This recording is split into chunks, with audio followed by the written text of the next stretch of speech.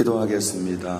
아버지 하나님, 오늘 주일인데 이렇게 저녁에 4인 4색이라는 이름 아래 귀한 시간을 갖는 중 이번에 세 번째 시간을 맞이했고, 사모하는 마음으로 준비하여 또 하나님 말씀에 귀를 기울입니다.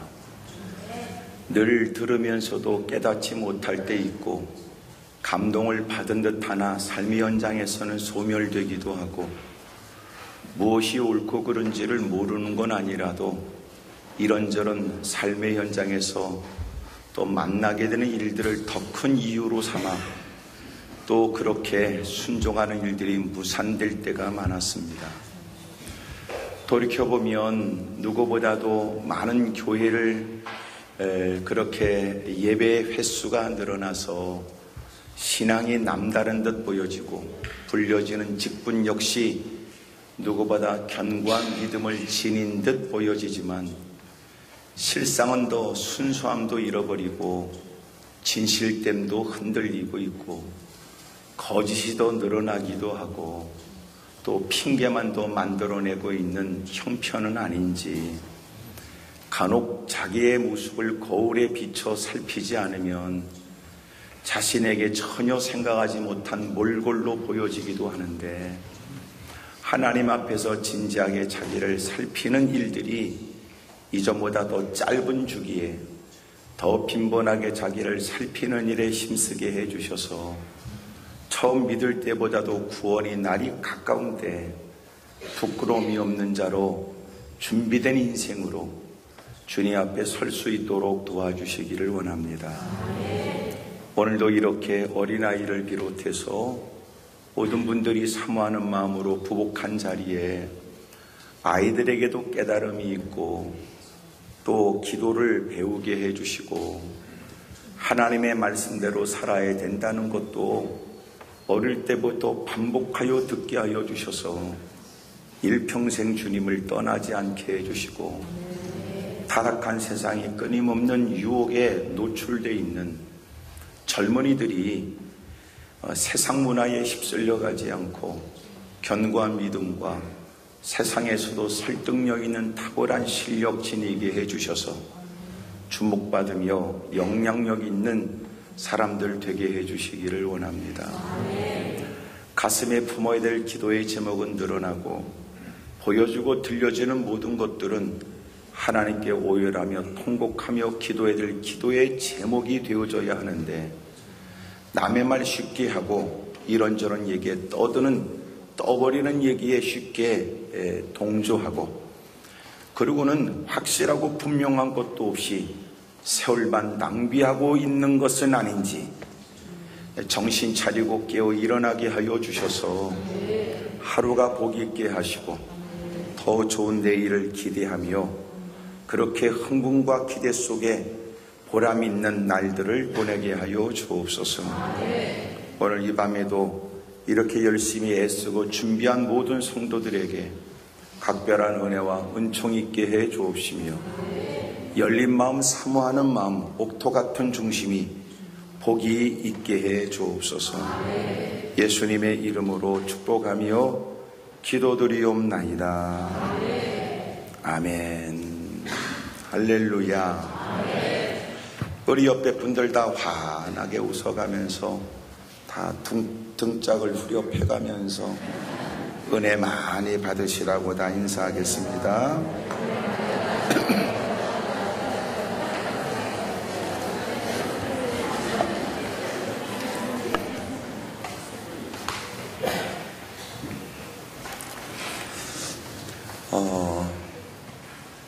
오늘 말씀이 왜 분실신고냐, 이제 대빵 궁금하겠지요. 사람들이 기도원에 많이들 올라오셔서 이제 정한 시간 은혜 받고 이제 돌아가는데, 기도원에서 사역하면서 미스테리가 있어요. 그게 뭐냐면, 그 많은 분들이 올라왔다 이제 가는데 사람은 없는데도 신발이 남아있다는 게 이제 미스테리한 거예요. 도대체 누가 왔다가 신발도 안 신고 그냥 갔다는 것이냐, 뭐 이제 여러 가지 잘 모르겠어요. 왜 그랬는지. 이 신발이 남아 돈다는 거고, 그래서 간혹 신발을 잃어버린 사람은 네가 마음에 드는 거 골라가라. 그래서 모아놨던 신발을 정기적으로 정리도 하지만, 그렇게 해서 또 신발을 잃어버린 분들은 또 그렇게 신발을 또 지발에 맞는 걸 또 신고 가기도 합니다.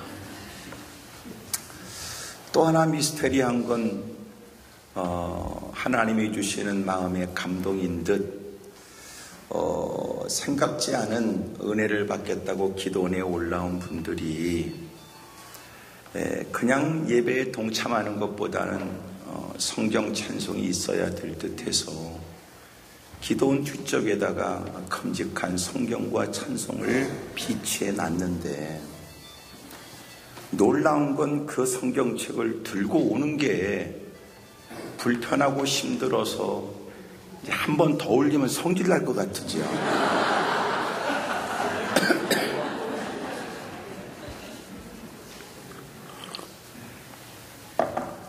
전화하시면 안 돼요.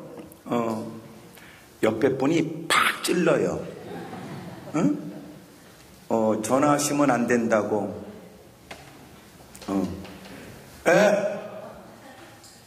전화하지 말라니까.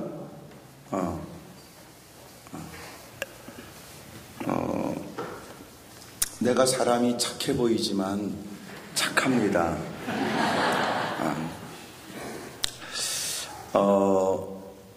올라올 때 성경책 들고 오는 게 불편해서 못 들고 왔다. 그래서 그분들을 위해 비치해 놓은 성경 찬송인데 지금은 하나도 볼 수가 없어요. 그러니까 들고 올 때는 불편해서 못 들고 왔다는 인간이 또 그건 또 어떻게 들고 갔는지가 이제 미스테리한 일이지요. 하여튼 제가 기도원에서 적지 않은 시간을 다양한 많은 분들을 만나면서 인간들은 인종이 더럽게 많구나, 이런 생각을 하게 됩니다. 그래 보이지 않는 인간들이 하는 짓거리도 많고, 첫인상이 썩 좋은 건 아닌데도 참 귀한 분이다, 뭐 이렇게 보여주는 사람도 있으니까 파란만장한 인생을 살았다 할지라도 자기의 선 경험 가지고 사람을 섣불리 평가하는 건 대단히 위험하겠다, 뭐 이런 생각을 갖게 돼요. 뭐 사람들이 두고 가는 것도 많습니다. 뭐 이제 돋보기 같은 거, 그런 경우도 한 번은 오래전에는 우리 안내실에 가서 보니까 티슈에 쌓인 뭔가가 놓여 있는데 뭔가 그러고 펼쳐보니까 틀리더라고요. 그래서 이제 이거야 누가 이거 틀리하는 것도 대단히 비싼 줄 알고 있는데 이거 광고에서 찾아가라 그래라. 그래서 광고를 했습니다. 혹시 오늘 예배 가운데 틀니를 분실하신 분은 안내실에 오셔서 찾아가시기 바랍니다. 그랬더니 얼마큼 시간이 지나서 어떤 연세가 드신 분이 오셔서 고개를 들이밀고 혹시 틀니, 그래서 아까 티슈에 쌓였던 거 이건가 보네요. 그래서 드렸더니 그분이 이렇게 살펴보더니 제 거 아닙니다, 또 그러더라고요. 그러니까 그날 틀니가 몇 개 분실된 것 같습니다. 그래도 사람이 뭘 잃어버릴 수 있지만 문제는 뭐냐면 잃어버렸다 할지라도 되찾고 싶은 게 아니라면 분실 신고를 안 하죠. 또 하나, 분실 신고를 안 하는 이유는 지가 뭘 잃어버렸는지 모르는 겁니다. 그러니까 뭘 잃어버렸는지 모르니까 분실 신고 안 하고, 또 하나는 잃어버린 거 알아도 괜찮아요, 그러니까 찾을 마음도 없는 거고. 대부분 우산을 많이들 잊어버려요. 왜 우산을 잃어버리느냐 보니까 비가 계속 안 와서 잃어버리는 겁니다. 비가 계속 오면 손에서 놓을 수가 없겠죠. 근데 이제 비가 와서 들고 나갔다가 날씨가 개고 이런저런 일상의 일들을 보게 되면 우산을 갖고 왔다는 것도 잊어버린 거예요. 그러고는 잃어버립니다. 여러분 까짓 거 그거야. 잃어버릴 수 있다 치지만 신앙생활하면서 우리는 뭘 잃어버린 것은 없는지 살펴볼 필요는 있습니다.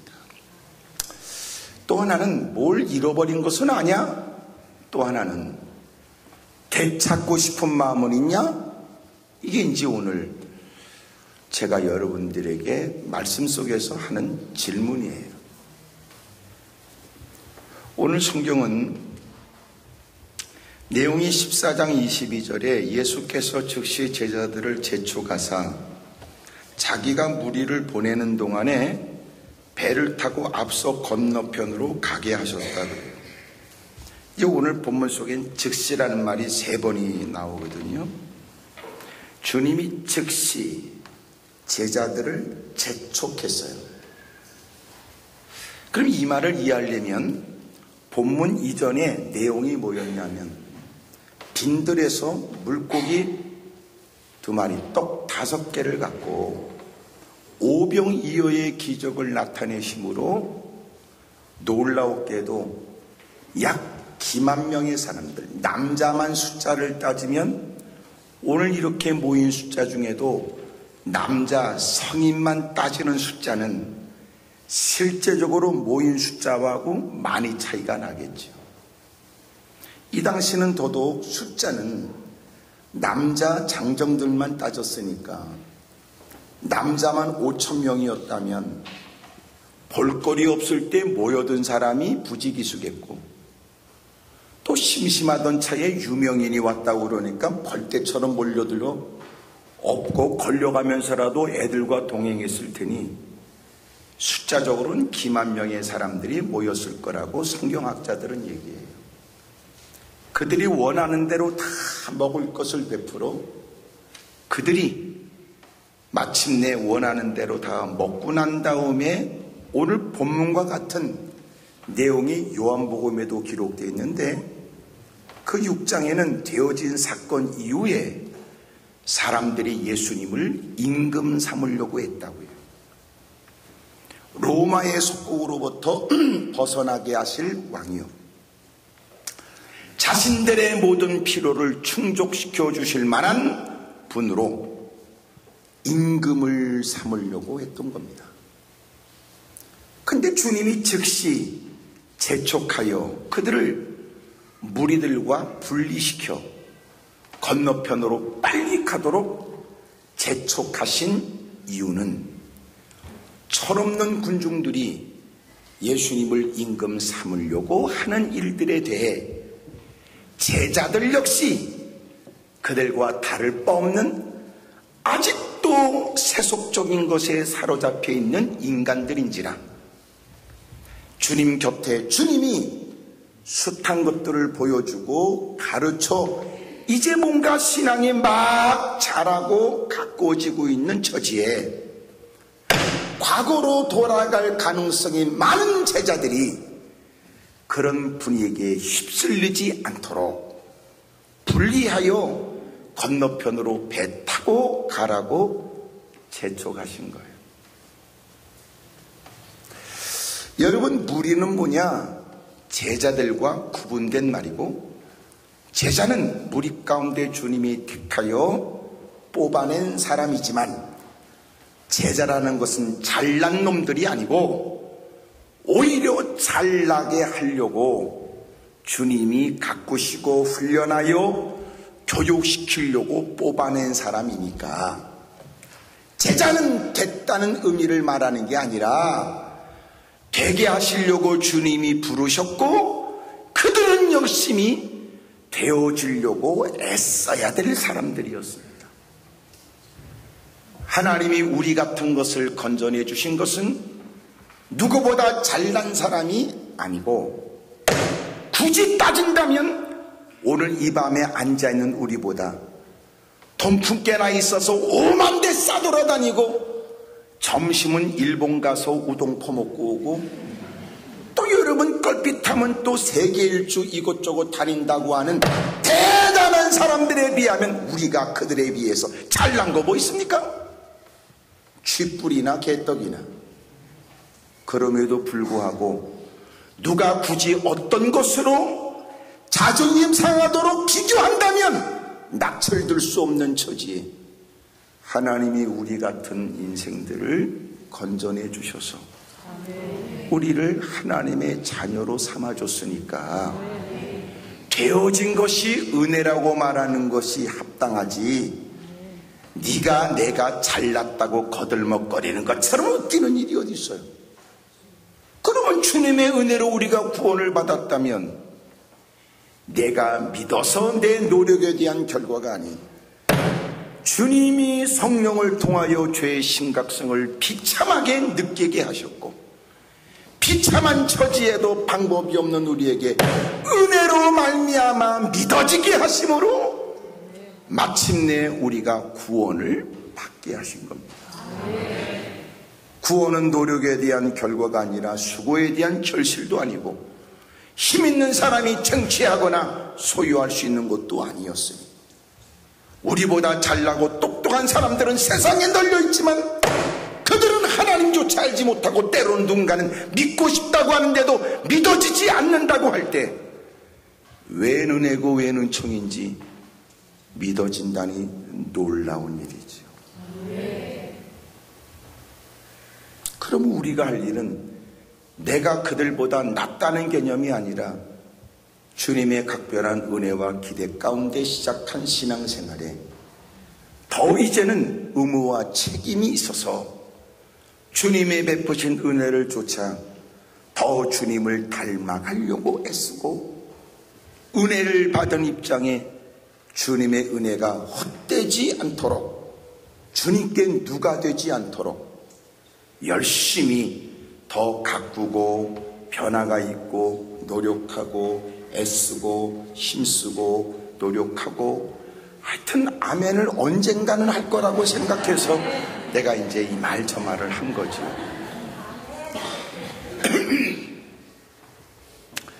그렇게 우리가 열심히 가꾸어지려고 노력해야 되는데, 의지적, 의도적, 의욕적으로 노력하지 않으면 여러분도 워낙 과거가 있고 워낙 놀았던 물이 있고 아직도 떨쳐버리지 못한 유혹받고 갈등하는 인간도 있으니 기회만 주어지면 못된 짓을 할 가능성이 많단 말이에요.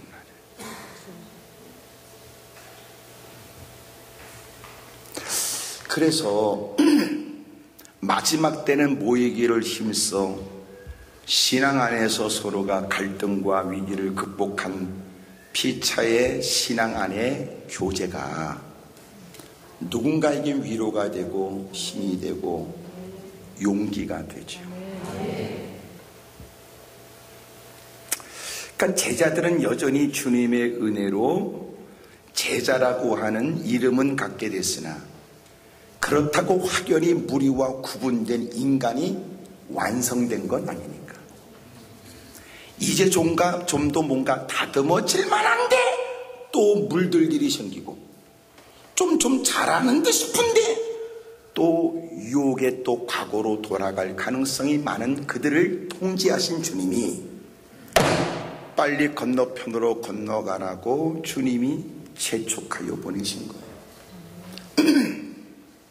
그러므로 믿음 생활 잘하려면 누군가를 만나고 교제하는 일에도 신경 써야 될 필요가 있으니까 옛날 술 퍼먹을 때 즐겼던 인간을 만나면 안 되고 그냥 통화는 할 수 있지만 업무적인 일은 가능해도 서스럼없이 이렇게 사석에 만나면 자기도 옛날 가락이 있으니까 거절하지 못하고 동행하게 되고, 또 그러면서도 술집에 가면서 나를 지켜주십시오라고 말하는 건 곧다구를 하나님을 시험하는 일이라고 얘기하는 거란 말이에요. 이제는 더 믿음의 사람들을 만나 더 믿음에 관심을 갖고 예배 자리에 동참하여 하나님 말씀대로 살려고 애쓰지 않으면 우리는 죄악 가운데 태어난 인간으로 하나님의 자녀라는 주님에 의해서 의롭다고 인정은 받아도 여전히 죄질 가능성이 여전히 많은 사람이기 때문에 우리는 끊임없이 돌아갈 가능성이 있어요. 그래서 좋은 사람 만나야 되고 믿음 있는 사람 만나야 되고 성경을 더 많이 보려고 힘써야 되고 마음이 갈등이 일어날 때는 그 어떤 일을 결정을 미루고 말씀 앞에 있어야 되고 이런저런 환난과 고난에 여러분이 정신이 혼미하면 하나님이 전에 다가와서 예배에 동참하면서 왜 내 스스로가 여유 있는 시간을 내 스스로가 주도권을 갖지 못할 때가 있어요. 그럴 때는 예배라고 하는 분위기 속에서 내가 곁길로 갈 수 있는 연약한 마음을 맡겨야 돼요. 그래서 같이 찬송하자고 그러면 찬송도 하고 같이 성경 읽자고 그러면 성경도 읽어가면서 믿음을 잘 가꾸려고 애쓰지 않으면 대충 이렇게 훑어보니까 여러분 눈매도 보통이 아닌 걸 보면 여러분 속은 오죽할까 싶습니다. 옆에 사람하고 다 인사하세요. 제가 보기보다 좀 더 합니다. 그러세요. 시작.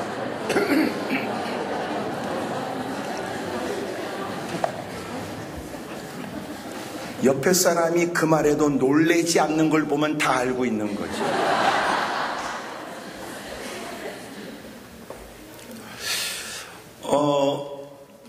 그렇게 주님이 그들을 분리시키고 그들로 하여금 배를 타고 건너편으로 가게 하세요.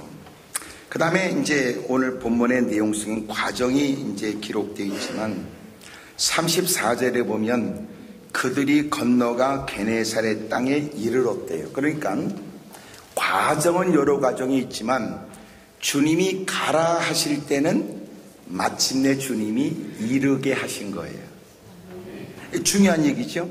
주님이 가라 하실 때는 주님이 다다르게 하세요. 근데 우리가 다다르지 못한 것은 주님이 가라고 한 적이 없으니까.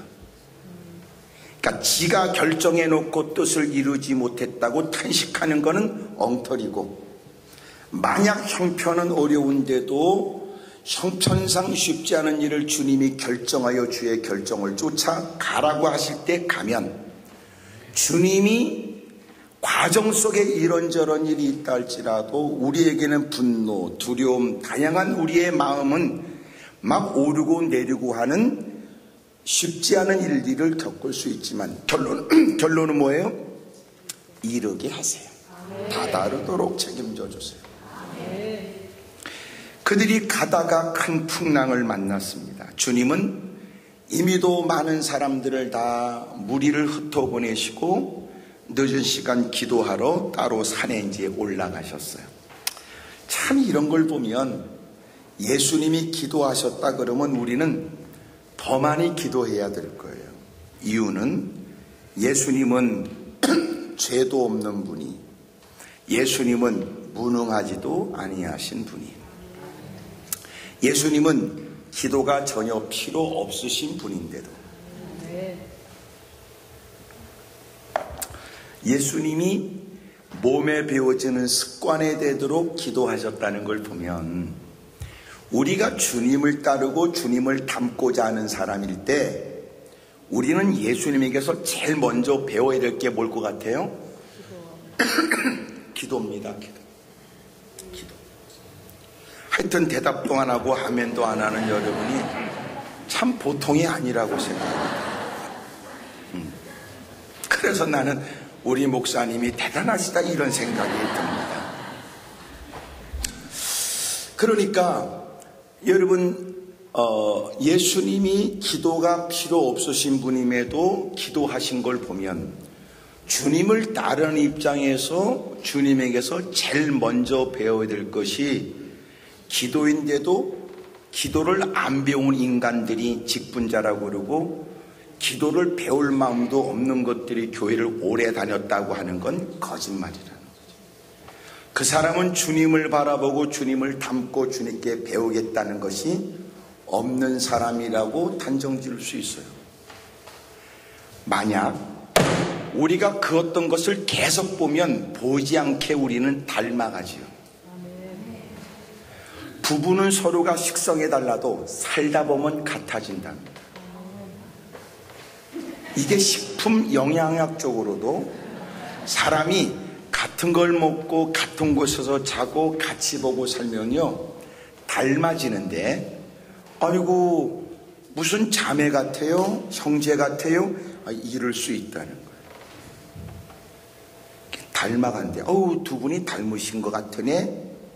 이게 똑같은 환경에서 똑같은 걸 먹고 똑같이 바라보고 대화하고 그리고 적지 않은 세월을 살면 물론 우리에게는 전후에도 생기지만 여러분 닮아간다는 거예요.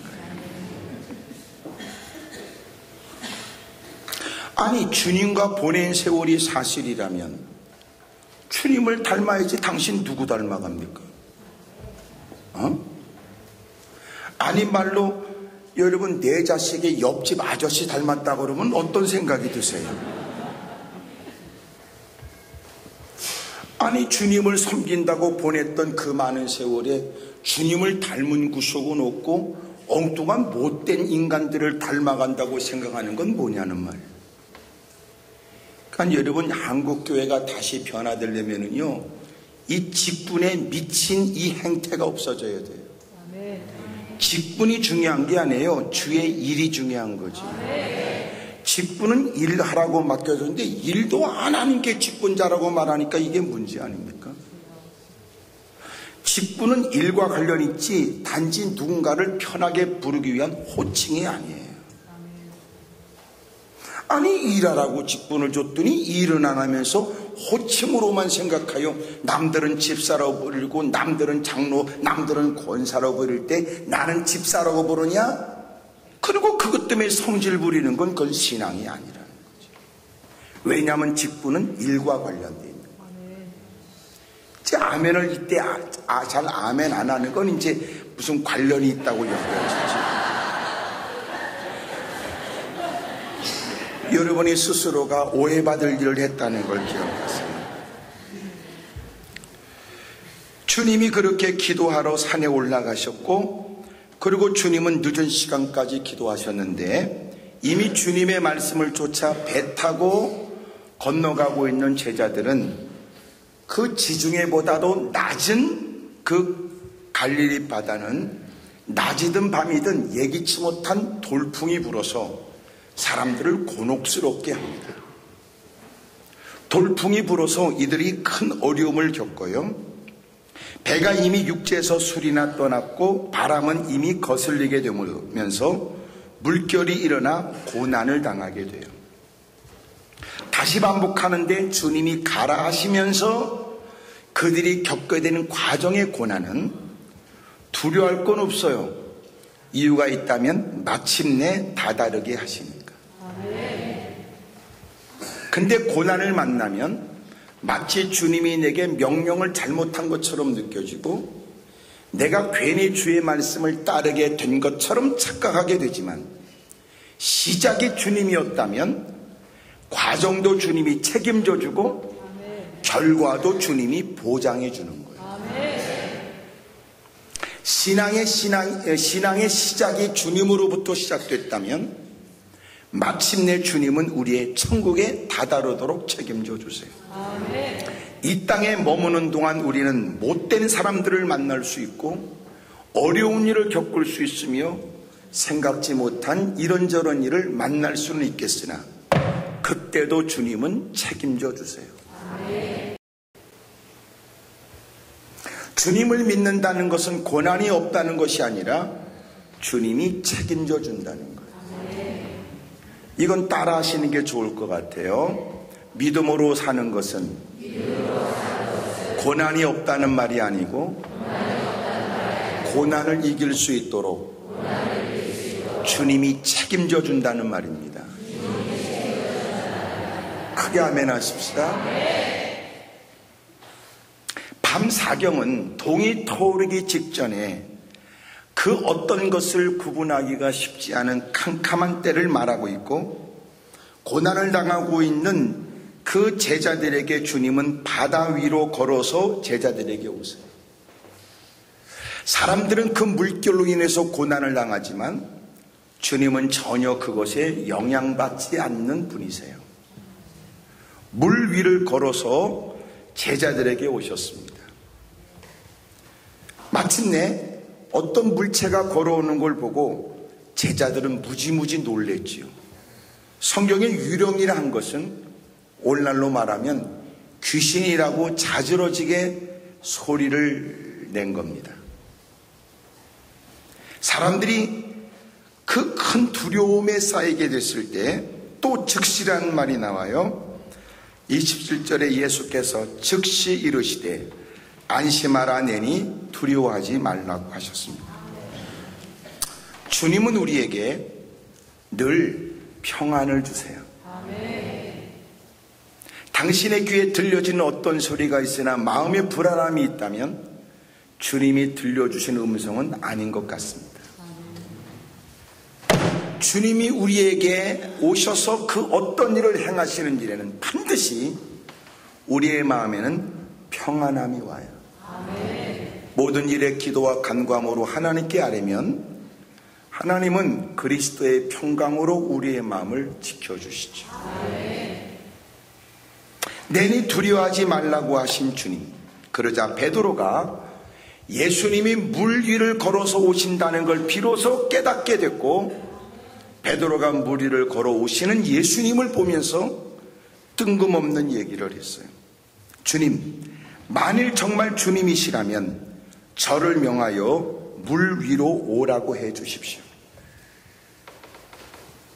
이야, 지금 바람은 여전히 변함이 없고 배는 거스르는 바람 때문에 고난을 당하고 있는 형편은 달라지지 않았어요.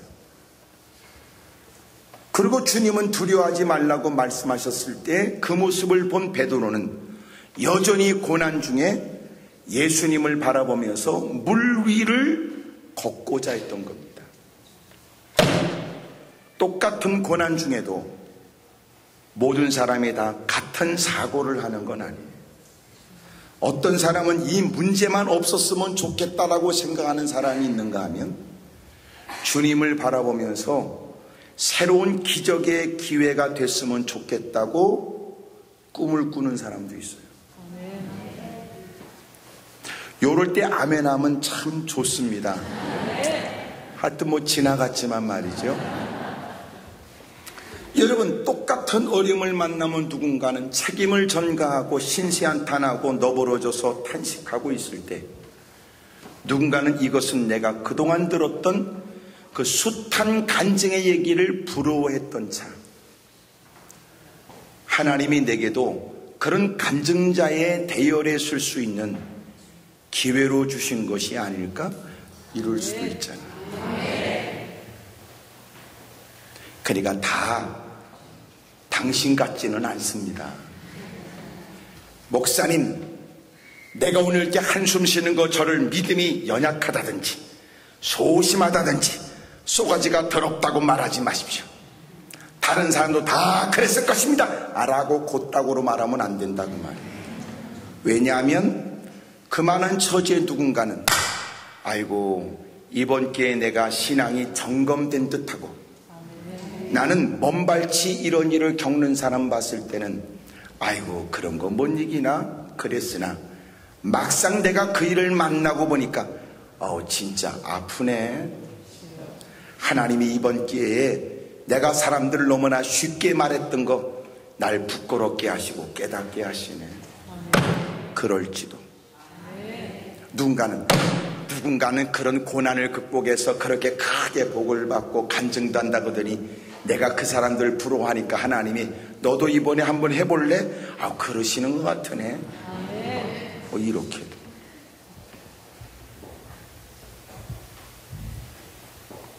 그래서 사실은 믿음이 뭐냐면, 믿음은 생각이 다른 거예요. 믿음은 여러분 믿습니다 그러고 입을 닭똥침처럼 해가지고 믿습니다 소리를 골백 번 해서 해결될 일이 아니고, 진짜 믿음은 뭐냐면 생각이 다르다는 거예요. 아니, 똑같은 걸 봤다고 똑같이 말하는 줄 알아요? 똑같은 걸 봐도 누군가는 아우 나는 아무리 봐도 나는 그건 싫더라. 그럴 때 누군가는 아우 나는 좋던데, 그러는 걸 보면 눈으로 봤다고 해서 그 인간 말을 믿으면 안 돼. 왜?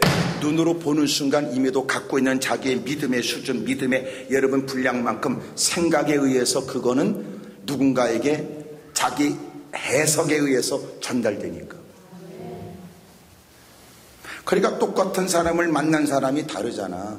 누구 만날 때는 아유 그 사람 참 성질이 더럽다고 그러지만, 누군가는 그 사람 만나고 나오더니 아우 사람이 자기 주관이 확실하다고 그러지. 그러니까 그 인간이 만났다고 해도 믿을 게 아니고, 그 인간이 그 일을 경험했다고 해도 그놈은 믿을 게 아니야. 왜? 이미 쏘가지에 따라 그것은 어떻게 해석되느냐에 따라서 벌써 다른데 뭘.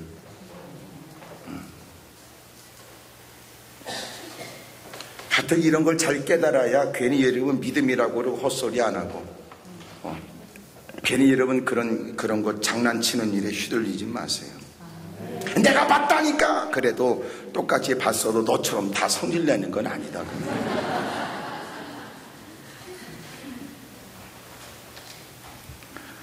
그러니까 그것은 네 쏘가지지, 그것은 그 환경을 가지고 핑계댈 건 아니란 말이에요.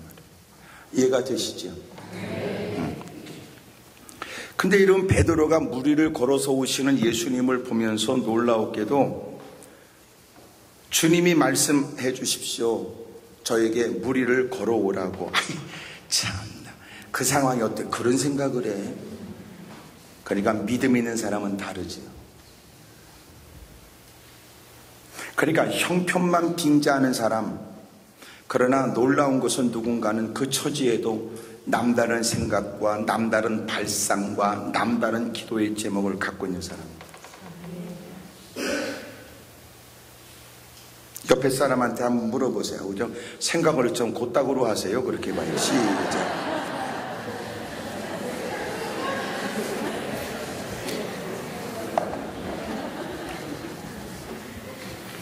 그러니까 자기 생각이 바른 건 아닌데도 사람들이 강요한단 말이에요. 그러니까 실망할 마음이 없는데 자꾸 실망하라고 그러고, 포기할 마음이 있는데 너도 포기해야 된다고 강요한다니까. 근데 이제 놀라운 건 예수님이 그를 향해서 오라 그러신 거예요. 우리끼리 있으니까 얘기인데 오란다고 갈 일입니까?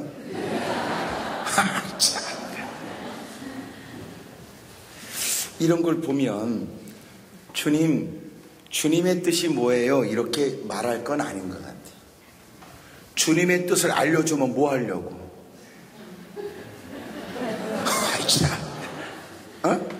아니 주님이 알려주면 뭐 하려고? 옆에 사람 물어봐. 주님이 알려주면 어떡하려고 그래요? 물어봐. 시작.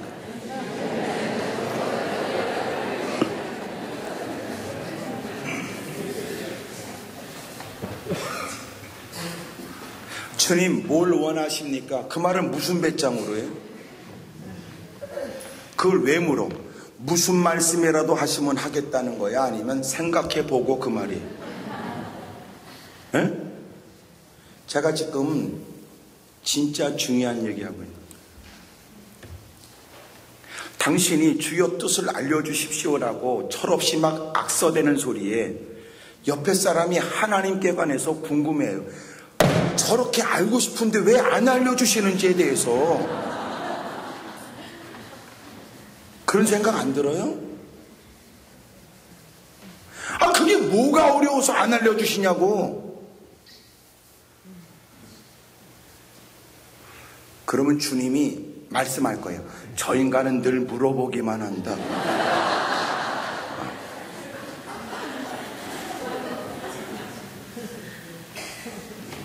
옆에 사람 다 물어보세요. 그쪽은 그런 사람 본 적 없냐고 다 물어봐요. 시작. 아니 왜 주의 뜻을 물어봐?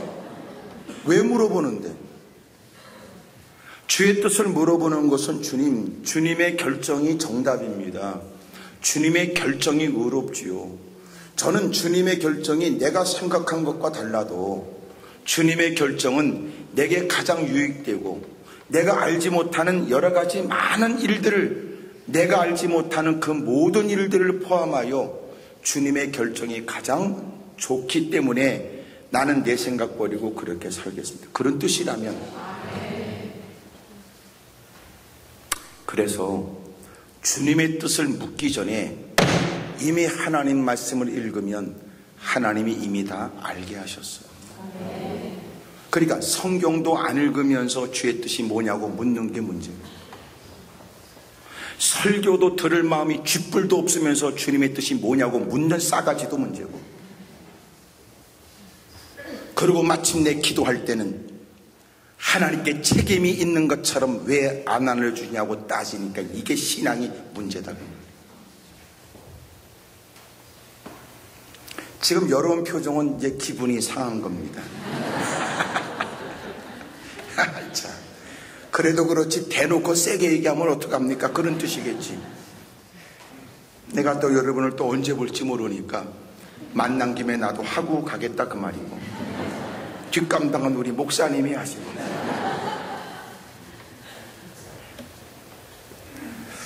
이제 오늘 말씀을 이제 잘 이렇게 깨닫게 되면 여러분 신앙이 전반적으로 살펴지잖아요. 그죠? 주님이 오란다고 갈 일이 아닌데도 주님의 말씀 한마디 한 단어로 좋겠어요. 오라, 오라. 여러분 주의 말씀대로 사는 일에는요, 주님 말씀이 긴 문장이 필요 없어. 오라 그러면 가는 되는 거죠. 그러니까 주님께 요구하는 건 믿음으로 요구해야 되고 주의 말씀도 믿음으로 받아야 돼요. 그렇지 않으면 설명해 줘야 되잖아요. 너 오긴 오는데 오른발을 빠지기 전에 왼발 디디고 왼발 빠지기 전에 오른발 디디고, 그 말밖에 더 하겠어? 농담으로? 말장난이나? 이미 믿음으로 요구했으니 그에게는 긴 말이 뭐가 필요해요? 오라 그 한마디면 되지. 믿음이 없으니까 또 들려준 말씀을 확실하게 말씀해 주십시오 그러고, 또 깨닫게도 분명하게 말씀해 주십시오 그러고, 믿음이 없으니까, 그렇게 하고자 하는 마음이 없으니까, 칫소가지 안 맞으니까, 그렇게 살고 싶은 마음이 애시당초 없었으니까. 베드로가 배에서 내려서 물 위를 걸어갑니다. 물 위를 걸은 거예요. 세상에 지금까지 과학자들이 말했던 모든 법칙을 뛰어넘어 상상을 초월한 일이 벌어진 거예요. 물 위를 걸었어요. 주님이 오라 하시니까 물 위를 걷는 거예요. 그러면 오늘 제목이 분실신고인데 우리가 뭘 잃어버렸는지 생각해 보세요. 그리고 저는 그것을 여러분이 되찾고 싶은 마음이 있는지 묻는다고 했어요. 그 분실신고의 첫 번째가 뭐냐면 우리가 본래 가졌던 순수함입니다. 순수. 하나님의 살아계심을 인정하고 의식하고 존중히 여기며 살았던 때, 누군가는 설명해도 이해하지 못하나 주님을 만난 우리는 누구보다도 뜨거운 감격과 기쁨으로 주님을 노래하고, 예배가 다른 사람과 전혀 다른 의미로 느껴졌고, 멀리서 보는 교회의 종탑에 눈물도 있었고, 예배가 시작되면 그렁그렁 눈에 눈물도 있었고, 선포되는 말씀으로 복잡한 인생을 결정할 거라는 마음으로 사모하여 말씀을 경청했던, 순수했던 때, 소위 주님이 가라 하면 가고 오라 하면 오고, 그럴 때마다 주님의 보호하심이 경험됐고 주님이 되게 하시는 일들을 체험하고, 무사람과 다른 놀랍고 희한한 위대한 하나님의 일들을 경험하고 살아왔던 한국교회. 불모지 땅, 낯선 땅, 조선 땅, 은자의 땅, 그 먼 거리를 목숨 걸고 온 피 끓는 20대 선교사들이 와서 거부하고 순교를 당해도 줄 서서 또 다가와 복음을 증거하는 일에 목숨 걸고 기꺼이 복음을 받아들였고 핍박과 시련과 역경 가운데도 복음은 확산되었고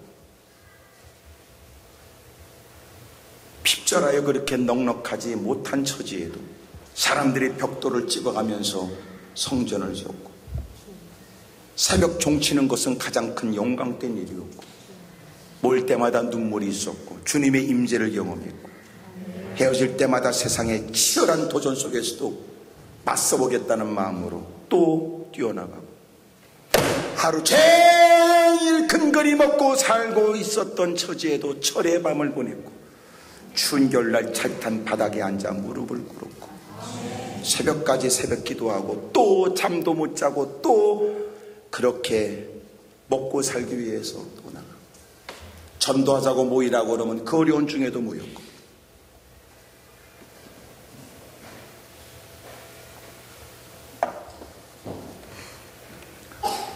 한국교회가 그냥 된 거 아닙니다. 그런데도 그때는 순수했습니다. 그러셨잖아 설교 중에, 그랬잖아 성경에서, 그랬잖아 그렇게 말씀했잖아.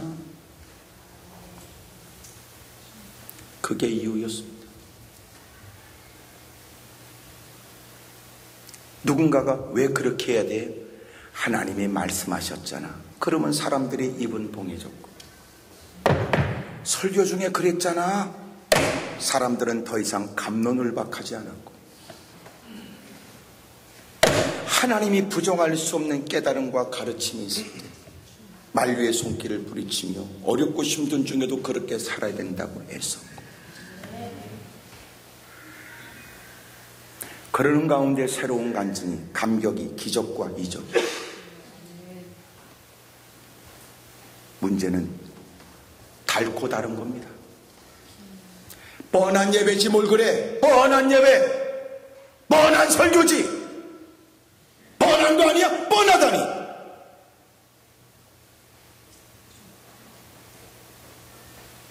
아브라함과 이삭과 야곱의 하나님은 과거의 하나님이 아니라 현존의 하나님, 아멘. 실제 하나님. 아멘. 예배 때마다 함께하여 각인에게 은혜를 주고, 아멘. 누군가는 멍청하게 그럭저럭 시간을 때우고 집에 갈 때 밥만 두 그릇 퍼먹고 갈 때, 누군가는 그 시간이 인생이 달라지고, 아멘. 죄악의 사슬은 절검정을 끊어지고, 아멘. 구원의 감격이 있고, 아멘. 주를 위해 목숨 걸겠다는 새로운 다짐과 결단과 시작이 선언되고, 아멘. 한국교회가 다시 일어나고 다시 교회가 부흥이 있으려면 되찾아야 될 거 순수합니다. 뭘 잃어버렸는지도 모릅니다. 그때는 지금보다 성경 공부에 더 많은 시간을 들이지 않았고, 성경 공부나 그 모든 것들을 할 수 있는 여유, 여건도 없을 때, 근근히 살아갈 때도 잠자는 시간 줄여야 되겠다고 생각했고, 내 개인적인 시간들은 다 포기하고 달려가서 사력을 다하고 몸부림쳤어요. 그리고 우리는 기도했지. 하나님, 내게 좀 더 여유 있는 시간이 있더라면 더 많이 기도할 수 있을 텐데, 내게 좀 더 여유가 있으면 이런 일에 나도 사력을 다해 헌신할 텐데. 옛날에 비하면 여유가 있고 형편도 좋아졌고 때깔나는 옷을 주워 입고 밥을 퍼먹을 때도 이것저것 가리면서 이것저것 여러 번 골라가면서 형편과 여건이 더 나아졌는데, 이제는 또 놀러 가고 싶고 세상에 이런 하나님 없이 살아가는 그들을 부러워하고,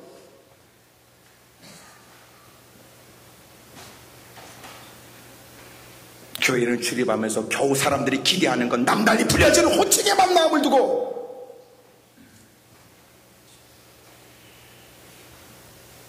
순수한 마음은 다 잃어버렸어요. 목사라는 말보다 더 좋은 말이 뭐냐면 성도예요. 성도. 예? 성도가 더 좋은 얘기입니까? 직분은 가져도 성도 아닌 것들도 있어. 오죽하면 주님이 우리가 가려내지 못하니까 주님이 오시는 거 아닙니까? 그러니까 알곡과 쭉정이를 갈르지 상상하지 못한 일이 벌어질걸.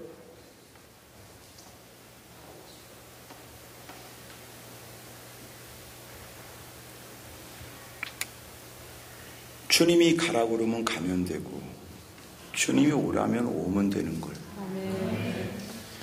누군가 묻기를 왜 너는 그 길을 가느냐 그러면 주님이 가라 하셨어요.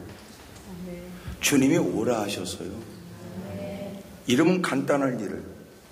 요새는 가라 그래도 왜 가요? 하나님이 그러셨어. 그러면 뭐라고 말하냐면 주님이 말씀하셨다 할지라도, 주님의 말씀이라도.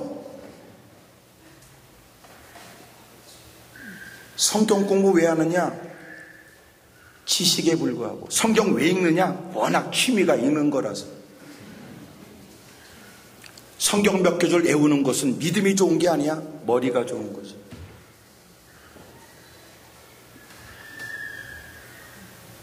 그러니까 막상 그의 믿음이 색깔을 드러내고 결정적 순간에 그의 믿음이 발휘되어야 될 때는 엉터리였다는 거예요. 아무것도.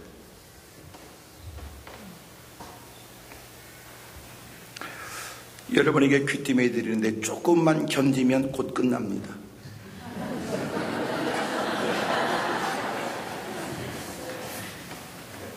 여러분의 인내의 한계를 느끼는 것 같아서 내가 격려 차원에서 내가 얘기해 드리는.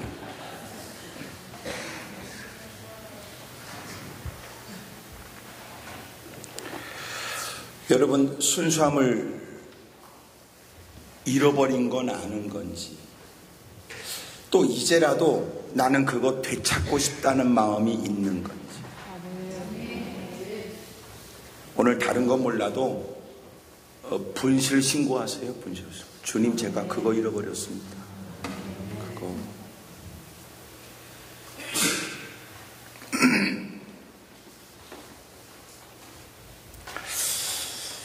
두 번째로 우리가 뭘 잃어버렸는지 살펴야 되고 진짜 되찾고 싶은 마음이 있는지 묻고 싶은 건, 이제 베드로가 물 위를 걸어서 예수님께 가는데 30절에 바람을 보고 무서워 빠져가는지라 소리질러 이르되 주여 나를 구원해 주십시오. 그래요.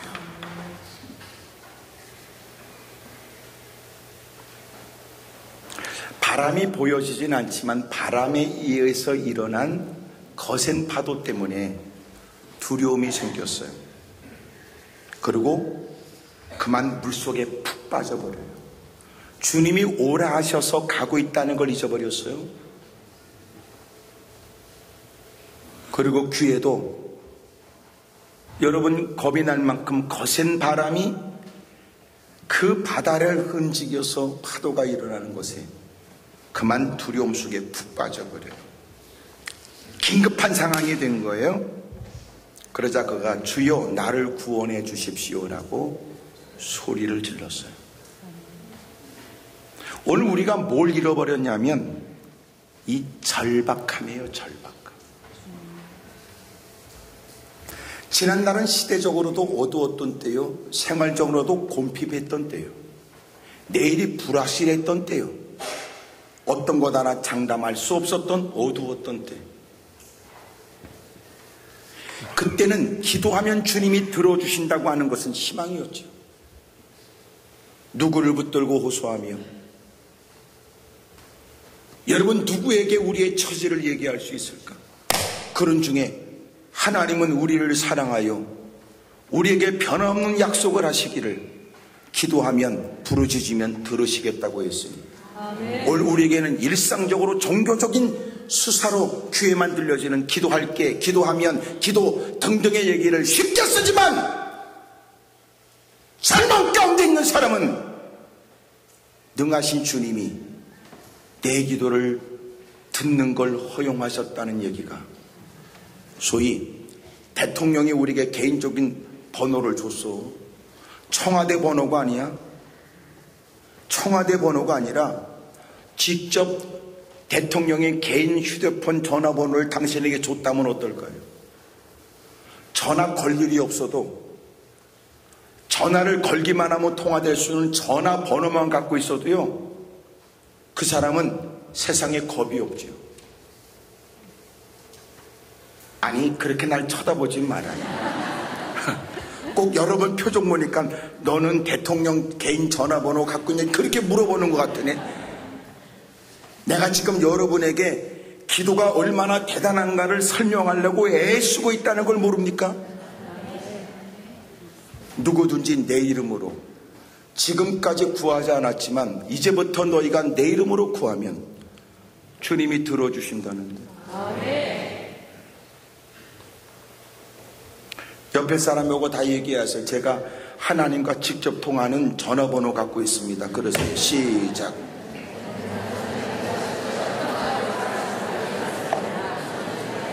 기도하라 그러면 우습게 여긴다니까.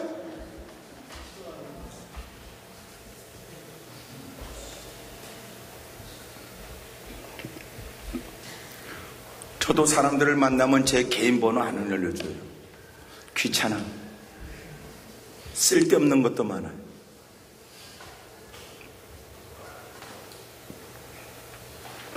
하물며 위치가 남다르고 영향력이 큰 분들이요, 더 개인 번호는 더더욱 공개하지 않습니다. 하나님이 우리에게 내가 너한테 얘기하는데 필요하면 전화해. 저기 늦은 밤도 괜찮아. 새벽에도 괜찮고. 나는 졸지도 않고 자지도 않아. 네가 전화만 하면 내가 금방 받을게. 옆에 사람 다 물어봐. 그런데 안 하는 이유는 뭐냐고 물어보세요. 시작. 하여튼 아멘을 남발해. 곤란하지요. 또 안 하면 또 뭐라고 그러고 하면 또 뭐라고 그러고. 언제든지 무엇이든지 누구든지라는 데는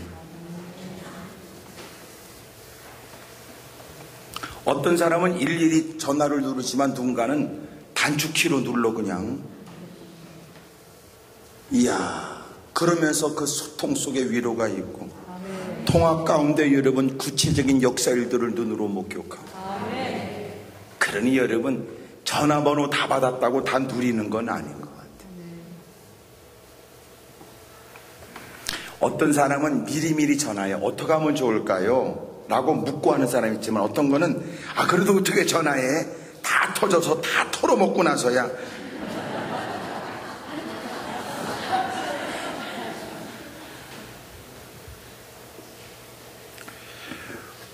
우리가 되찾을 것은 그 절박함에 하나님밖에 없습니다.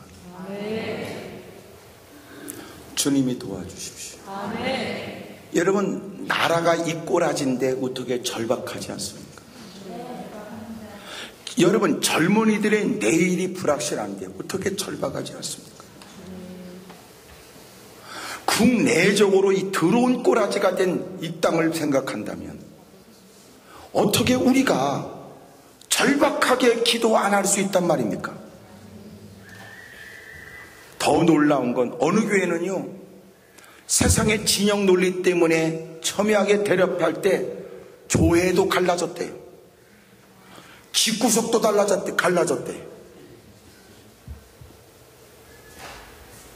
그래도 이런 심각함을 느끼지 못하는 사람들은 뭡니까?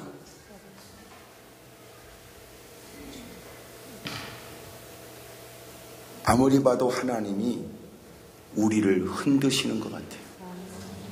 다른 사람은 둘째치고 우리에게 너희는 뭐하냐 이렇게 물으시는 것 같아요. 이럴 때 절박함으로 기도하지 않으면 언제 하시려고요? 하나님 이 땅을 고쳐주십시오. 불의가 판치는 세상에 하나님을 두려워하게 해주십시오. 불의가 뭔지 아세요? 두 가지예요. 하나님을 두려워하지 않고 사람을 무시하는 게 불의한 거예요. 거짓말이 판치고 여러분에게 오늘 와서 요새 가장 뛰어난 처세 알려드릴게. 뻔뻔한 거예요. 뻔뻔해. 요새 여러분 좀 경쟁력 있으려면 뻔뻔해야 돼. 뻔뻔해야 돼. 말도 되지 않는 걸 요구해. 뻔뻔하게. 상대방이 더 곤란하도록, 민망하도록. 그런 중에 뻔뻔한 인간 앞에서 이건 아니지? 그래서 또렷하게 따지면 또 그 인간이 뭐라 하냐면 아니면 말고 또 그래. 환장하고 뒤집어질 일이죠.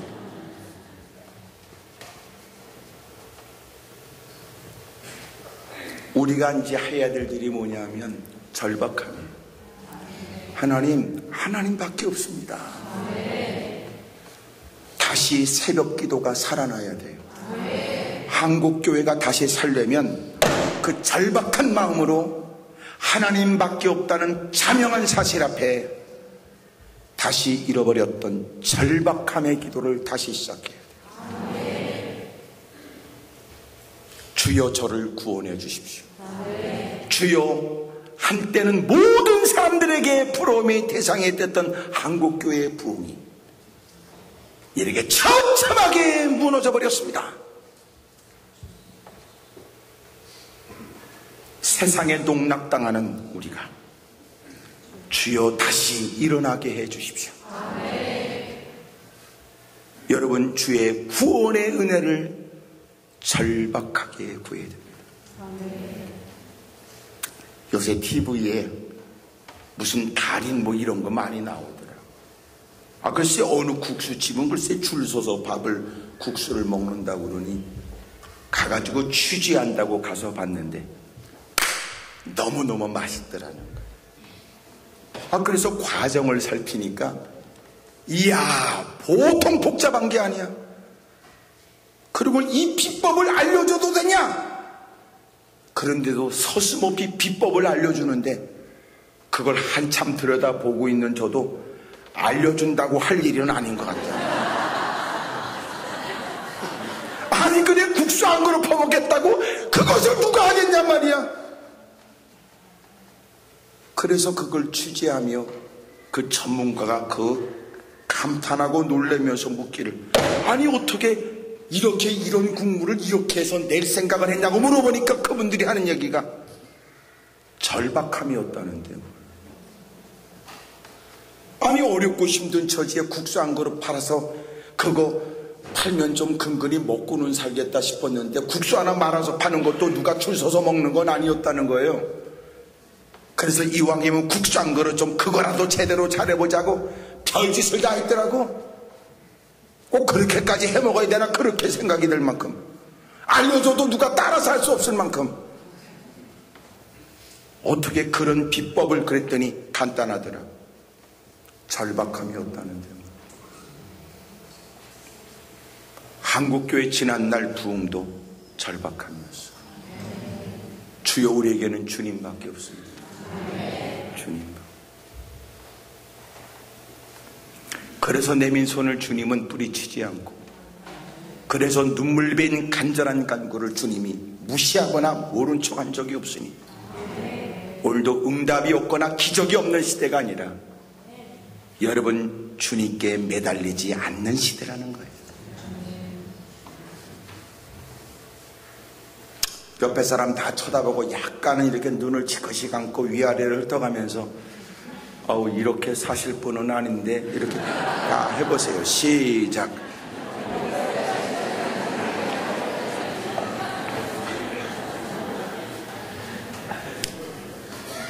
내일 새벽부터 기도하세요. 네? 내일 새벽부터 새벽 기도하세요. 나이가 들수록 몸뚱아리는 예전만 못하고 자식이 다 그렇게 머리가 수박만해졌다고 해서 자식에게 바라보면서 근심 걱정 없는 거 아니야?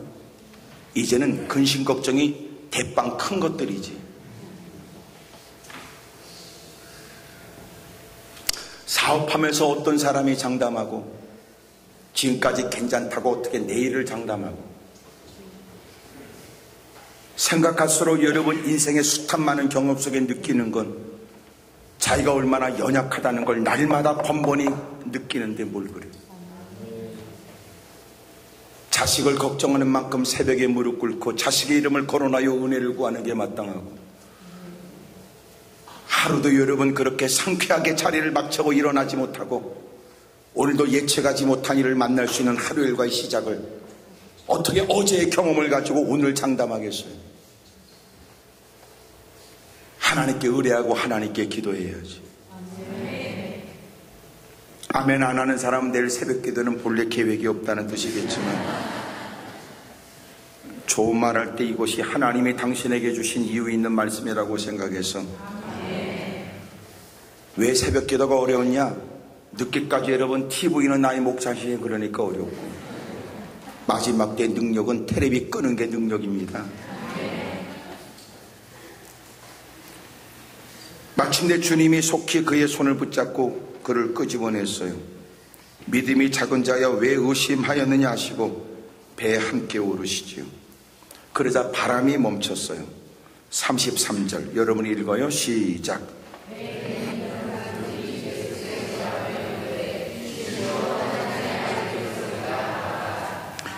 여러분, 세 번째 우리가 되찾아야 될 부분이 뭐냐면 이 감격의 고백이에요. 한때는 여러분 그렇게 떨리는 음성으로 주님을 고백하고 찬송 1장 여러분 1절을 부르면서 2절에 가면 막 울먹거리게 되고 흐르는 눈물을 닦느라고 찬송을 끝까지 부르지도 못했던 때가 있었어요. 지금은요, 노래를 불러도 목구멍으로 부르지. 귀에 익숙한 가락을 쫓아서 여러분 흥얼거릴 뿐이지 찬송도 안 봐? 가사에 마음도 안 둬?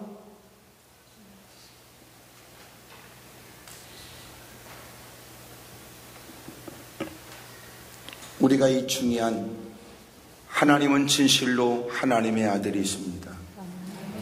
나의 구원자가 되십니다. 주님은 저의 생명이 되시죠. 그 은혜 감격에 뛰어나가 말하지 않으면 안 될 것 같고 듣는 사람 없어도 말해야 될 것 같고 말하는 것 때문에 겪게 될 모욕도 어려움도 있을지 모르지만 그래도 전해야 될 것 같고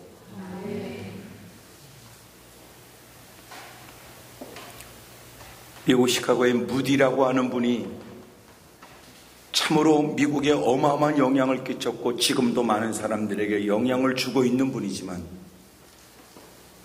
그분이 늘 하루에 반드시 나는 매일같이 전도한다고 철칙을 지키기 위해 힘쓰다가 어느 날 그만 늦은 시간에 너무나 피곤하고 분주한 일과에 전도하지 않았다는 걸 느끼게 되었고 늦은 시간인데 밖에 나가서 전도하려고 하는데 비는 오고 늦은 시간에 인적이 드문 때에 한 사람이 우산을 받쳐들고 빠른 걸음으로 그 앞을 지나가요. 잽싸게 뛰어가서 우산 속으로 쑥 들어갔습니다. 그 사람이 얼마나 놀랬겠어요. 그에게 말하기를 예수님 믿으십시오. 뜬금없이 내뱉는 얘기에 이 사람은 더 황당했겠지. 그가 말하기를 여봐요! 당신 일어나세요! 그랬더니 웃으면서 이게 제가 할 일입니다. 그랬답니다. 구원의 감격이 있다면 어떻게 주님을 기쁘시게 할까 고민하기 시작하고 정말 주님이 누군지를 진실로 깨달았다면 그분을 위해서 뭐든지 하고자 하는 마음이 불리듯 일어나게 되죠. 마침내 그것에 삼킴당하는 사람이 때로는 지혜가 좀 부족한 듯 열정이 불붙어서 무모한 듯한 일들도 시도합니다. 당신에겐 이런 감격과 기쁨이 그렇게라도 해본 적이 있는지 묻고 싶어요. 문을 들어가면 복음을 증거하다가 문전박대를 당하면서도 얼굴은 환하게 빛나 나도 주님 때문에 이런 고난을 당할 수 있는 게 감사할 뿐이고 그런 경험 하나도 없는데 무슨 놈의 개떡같이 목사며 장로며 권사며 집사겠어. 장난치지 말아라.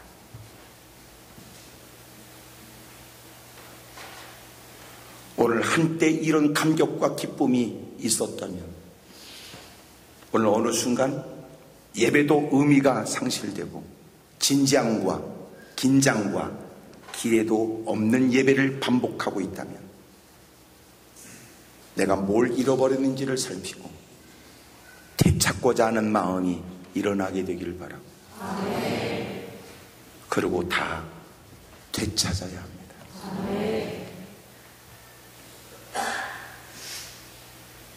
과연 이것을 잃어버렸다고 해도 목사님 지금 시대가 어떤 시대인데요, 곧다구로 말하는 인간들도 많아요. 나는 여러분 가운데 몇 사람이라도 다시 잃어버린 것들에 대한 심각한 의식을 갖고 결코 이것을 내가 그 오랜 세월을 그렇게 보냈다는 것에 죄송스러운 마음에 이제라도 되찾고자 하는 뜨거운 마음이 불듯 일어나서 그를 통하여 더 많은 사람들이 하나님을 알게 되기를, 교회가 부흥되기를, 여러분 삶에도 아름다운 보람과 열매도 있게 되기를 축복합니다. 크게 아멘 하십시다. 제가 이런 얘기를 하는 여러 가지 이유 중에 하나는 적지 않은 많은 분들을 만났는데 놀라운 건 직분은 가졌으나 예수님을 믿지 않는 사람도 많았습니다. 그들의 고백에 의해서. 또 하나 더 놀라운 건 권사님들인데도 여럿을 의미하니까 세례를 받은 적도 없는 사람도 있었으니 여러분이 알지 못하는 교회 일이 많습니다. 이것은 그분이 다니는 교회의 목사님은 모르고 그분이 다니는 교회의 어떤 성도도 모르는 일이지요. 만약 알게 된다면 그는 더 이상 그 교회에 못 다니니까. 누군가 그를 어쩌다 그런 지경에 있게 됐는지에 관해서 그를 위하여 조치한다고 해도 그는 못 견뎌 그곳에 있을 수가 없습니다.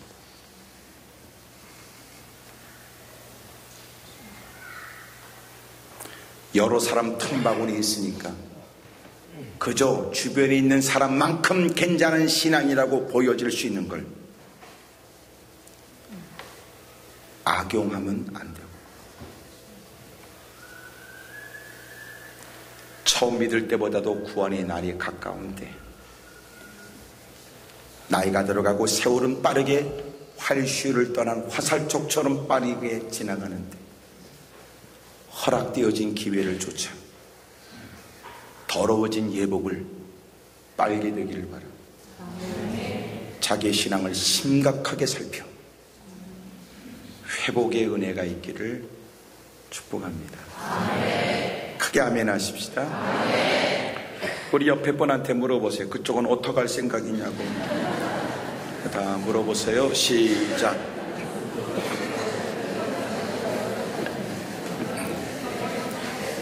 세월을 헛되이 보내지 마세요. 아멘입니까? 두 손을 가슴에 얹겠습니다.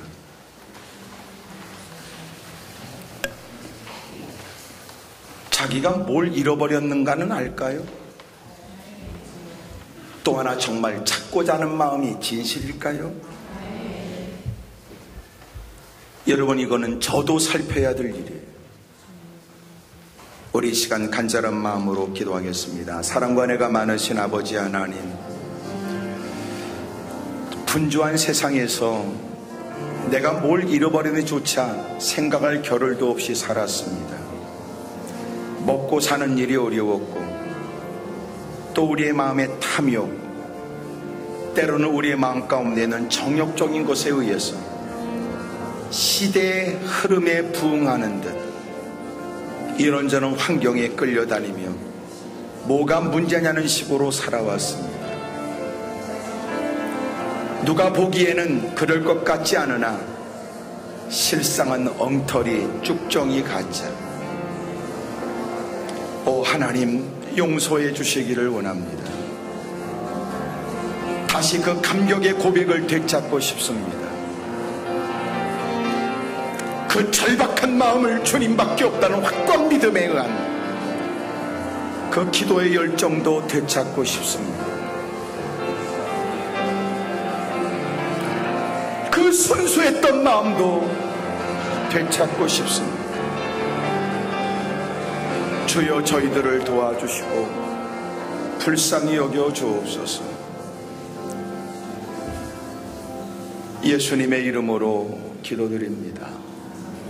사랑과 은혜가 많으신 아버지 하나님, 낯을 들 수 없는 주님의 지적입니다. 새롭게 각오하고 결심해야 될 주님의 주신 기회입니다. 핑계와 이유를 앞세웠던 부끄러운 일을 더 이상은 반복할 수 없는 새로운 각오와 결단이 우리에게 필요하다는 의식이 절대적으로 필요한 시간입니다. 주님, 우리를 용서해 주십시오. 이번 기회를 통하여 새벽 기도는 살아나고 잃어버렸던 기도의 시간을 되찾게 해 주옵시고, 그 기도 속에 눈물이 배어있고 애절함이 더해지게 해 주옵시고, 하나님이 주시는 위로와 역사가 있게 해 주옵소서. 우리 어린아이들을 주목해 주시고 젊은이들을 붙들어 주시길 원하며, 주여 우리 모두가 한결같이 하나님 앞에 부끄러움이 없는 삶을 살 수 있는 복된 인생 시작되게 해 주옵소서. 예수님의 이름으로 기도드리옵나이다. 아멘.